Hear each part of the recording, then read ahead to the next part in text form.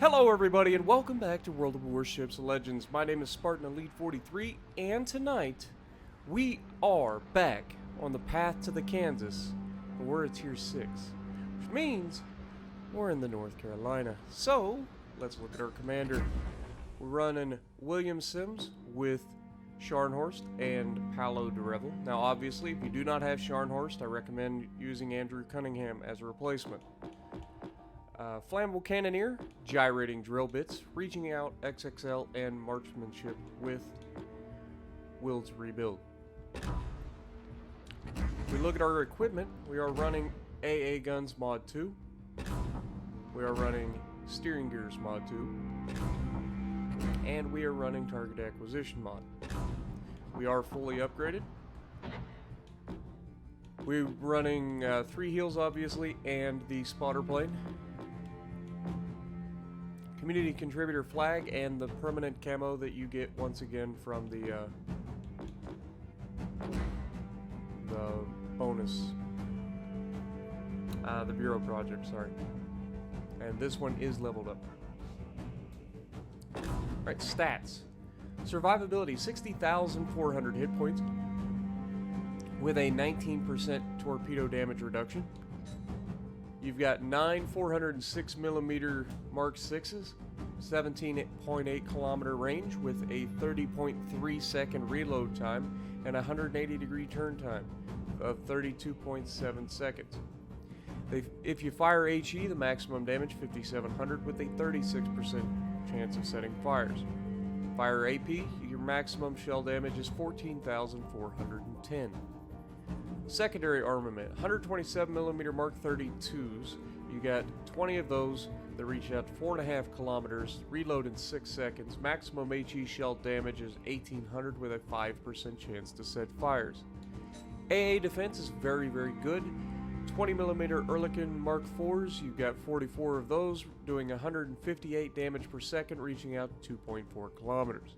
40mm Bofors Mark II, you've got 15 times 4, which would be 60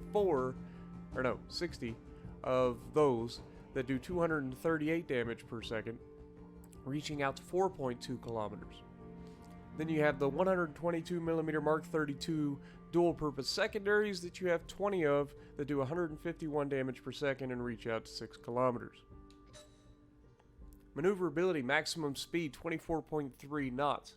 So a little bit faster than the rest of the line, but still not particularly fast. That's reduced a little bit because of our gyrating drill bits, but it is what it is. 760 meter turning circle radius is still pretty good. It's not amazing, but it is pretty good for a battleship. Rudder shift time of 14.7 seconds. That's a little on the slow side. Concealment. Detectability by sea is 13.8 kilometers. Detectability by air is 11.5 kilometers. Guaranteed detectability is always 2, and the detectability while firing in smoke is 13.9. Let's take a look at the armor. Now, as with most Tier 6 battleships, you have a 25mm bow. What does this mean? This means you can be overmatched by 15-inch guns and above, so keep that in mind. Okay, anything with a 15-inch gun or larger can go straight through the bow. So, when you're going against something with larger guns, you need to open up the angle and allow them to see the belt so that they can think that they're getting a better shot than they actually are. Because as you can see, the belt is actually well protected. Okay? It is 282 millimeters thick at the belt, at the waterline. So keep that in mind. Alright, let's get rid of all of that and look at the Citadel. Now the Citadel here is right at the waterline. It's not submerged. It's right at the waterline. So any turns whatsoever leave you vulnerable to having an exposed Citadel. So you've got to be careful in that sense. Other than that, it's pretty solid. So you don't generally get Citadel'd a lot, unless of course you're in a turn or you're at distance, because you know obviously if you're outside of 11 or 12 kilometers, you're getting that plunging fire. Inside of that, you're probably going to be okay. But again, you shouldn't be given that much angle anyway. Most of the time, you're going to be bow in with some angle and then when you know somebody's got big guns, you open up the angle a little bit to get them to shoot at the belt armor, and that way you can shatter and ricochet those shells. Now, the one thing I will say is when we add all the armor back on here, you can see that the upper plating is 32 millimeters thick. So, like I said, at any sorts of angles, you're not going to get overmatched on the side. So that's why I say give up the center of the ship, let them, take shots at, these sort of angles here. And if you do that, and you do it well, it takes a little bit of practice, but you will be shattering and bouncing shells. Okay? If you over angle, you're going to get caught. If you under angle and they go through your bow, you're going to get caught. Keep that in mind. Overview. Agile, above average ability to change direction. Sticky shot, reduced ricochet chance, greater chance of penetrating enemy ship armor at sharper angles. Sluggish shot, difficult to aim at long distances. I don't see that as an issue. These are pretty solid rounds. If you've played any of the high tier American battleships, you're going to feel just perfectly fine. North Carolina, the first U.S. battleship of the new generation. The key advantage over her predecessors of this type was significantly increased speed. In contrast to preceding ships of the same type, she featured a thinner armor belt, but had very solid horizontal armor protection, and a superior AA armament, including numerous dual-purpose artillery. She entered service in 1941. There were two of them in the series. You had North Carolina, and you had Washington, I believe, is the other North Carolina. So, let's take a look at her. I mean, it was one of the more modern battleships, obviously predecessor, well, the North Carolina class was predecessor to the South Dakota class, which was the predecessor to the Iowa, correct? I believe, so let me know if I'm wrong. But if my history is correct, I believe that's how it went. So North Carolina and South Dakota were pretty quick, one after the other. And then, of course, Iowa was the pinnacle of American battleship engineering at the time. But yeah, she's a good-looking ship, man. And she's one heck of a doozy when you get her going. I know a lot of people, including Pete, not a big fan of this ship for some reason. They think she's a little too squishy. But I personally love this ship. I know I love the Colorado too, and a lot of people hate that, but this thing is nasty at tier 6.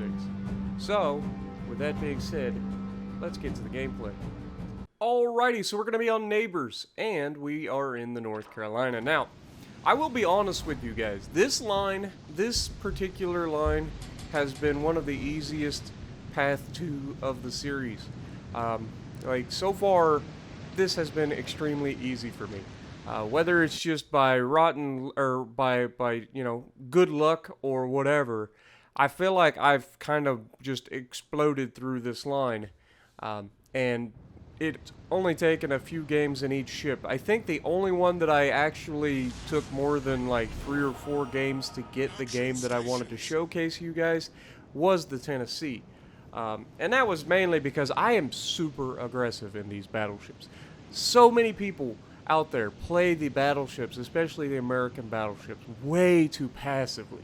I'm telling you, these ships are amazing when you push forward and get crossfires.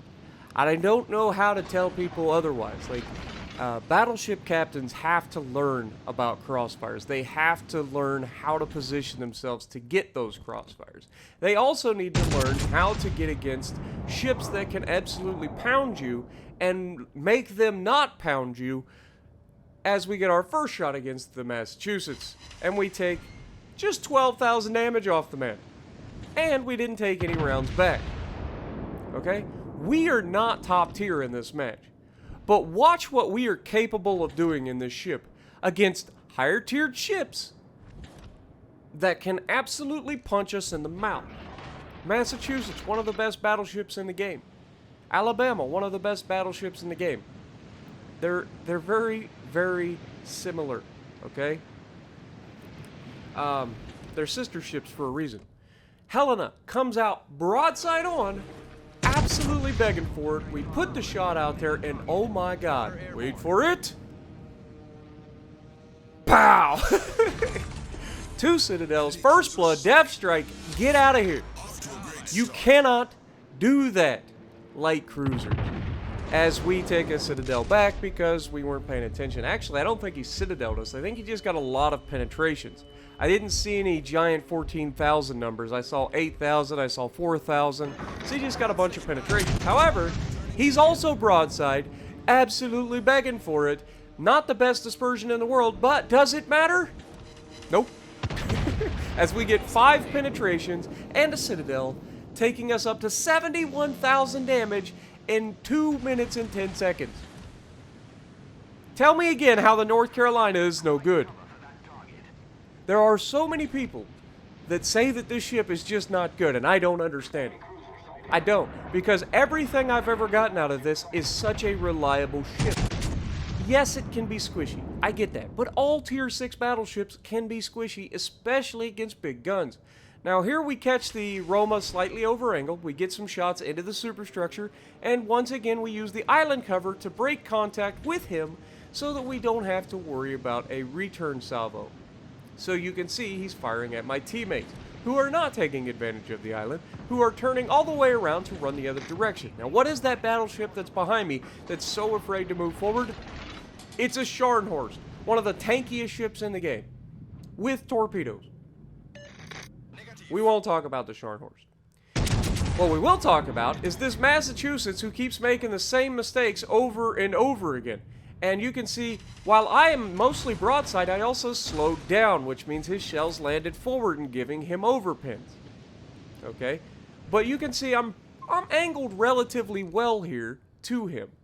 He's also angled out from us slightly, but I like our chances versus that. Now, right now, our rear gun's not in position, but look at this guy flattening the angle, making it much more likely that I get very, very solid penetrations and potentially Citadels. Wait for it. Yep, there's another Citadel for you. This time he gets a little bit better hit. He gets 3 full penetrations. We're going to go ahead and fire the rear turret of justice. Wait for it. He gone. Down he goes. So, yeah. Is the North Carolina a good ship? Absolutely it's a good ship, and anybody that says otherwise has lost their friggin' mind. I don't care what anybody says. Alright? I've just showcased it. Like, this ship is ridiculous, and this was my very first match in this ship. I don't know what more I can say about it. Now, I know that one thing I will say is the debate between the Sinop and the North Carolina. There are benefits to both. There are advantages to both. Both are very, very capable ships, and I enjoy playing both ships. Personally, I prefer the American battleships because they have the ability to affect the match at much longer ranges, and they have the ability to shoot down planes, as well as have infinite damage cons. So, all of those things I like. Okay? So, it all comes down to personal preference when it comes to what the better ship is a lot of times. Because at the end of the day, what makes a ship is the commander who is sailing it.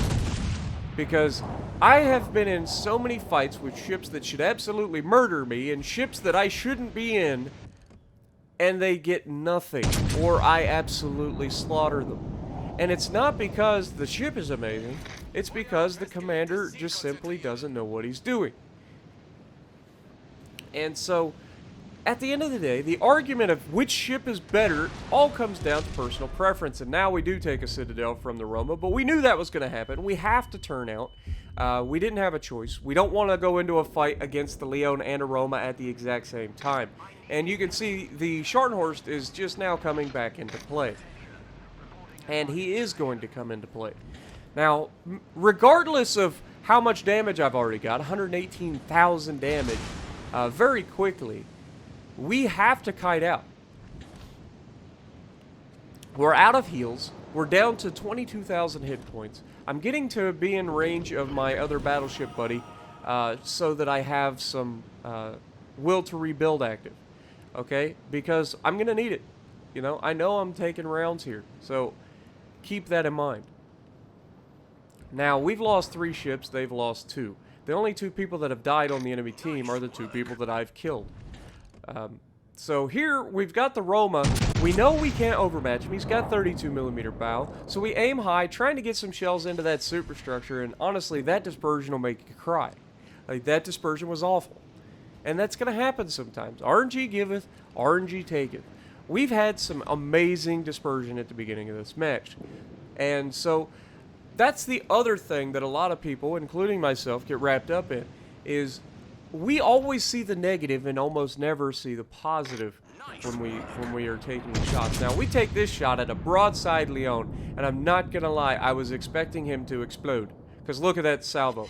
But in true Spartan fashion, we leave him with just enough to get away. Or at least to be finished by somebody else, in theory. But the Scharnhorst finally has grown a pair, and he's getting himself involved in the fight. Leon is healing some of that back, and so we need to reach out and touch this man one more time as he sails across the front of Alcatraz. Scharnhorst hits him, leaves him with a little bit of health. I fire just the rear gun at him, expecting to kill him. And, of course, RNG goes low, RNG goes high, and we are not allowed to touch the man with the rear guns. So we fire the front guns at him, and we are starting to turn in to get ready to fight the Roma as he goes down. Now look at this shot on this Roma. He took the torpedoes, he knew he could take those torpedoes. He should absolutely punish this man right now in the Scharnhorst. Scharnhorst got a very good shot into the side of him, and we did not get the Citadel. We didn't aim quite far enough forward. Underestimated his speed just a little bit. But Scharnhorst doesn't finish him off. Actually, he does. He got a fire and finished him right as we fired. We've got an Edinburgh out here at long range. Our team has finally started doing some damage on this left side of the map and pushed the enemy back. Our destroyer is in the base, starting to cap. Again, the destroyer was on our side to begin with. He did nothing. The Scharnhorst did nothing until the very end here, where he went toe-to-toe with the Roma. And we are coming back to defend the base because it looked like we were going to need it. We take a shot right here, trying to hit this lightning, because you shoot the destroyer if you're in a battleship. But, of course, we fire our guns. He immediately turns in hard, so we're not going to hit him there. Not a whole lot we can do about that, but we're trying. Okay, we've got a Gneisenau over here heading towards our battleship in the middle. And with a cruiser back here to defend the base, that lightning shouldn't last very long. So I'm going to go ahead and take a shot at the Gneisenau here, because you've got a broadside battleship and you've got a guy that's getting close to torpedo range.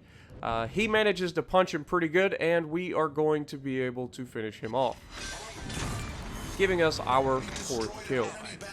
And it was at this point I'm thinking, okay, we can put the cherry on the top of a good game. Now, I don't really care about Krakens.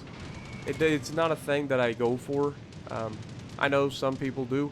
It's just, for me, Krakens really don't mean anything. But they are good for a nice little cherry on top of a good game. Now, we completely flubbed that shot. Completely flubbed it. Didn't think that he was going to keep moving. Thought he was going to slow down and get into his smoke. And completely flubbed that shot. And by the time we get loaded again, we're just not going to be able to do anything. The Albemarle manages to take down the Lightning. Our destroyer is in the cap and gets the base capped. And we narrowly miss out on a Kraken. We end up with a game with 145,000, I think it was. Wasn't it? Come on, Spartan. Show us the end. Spartan.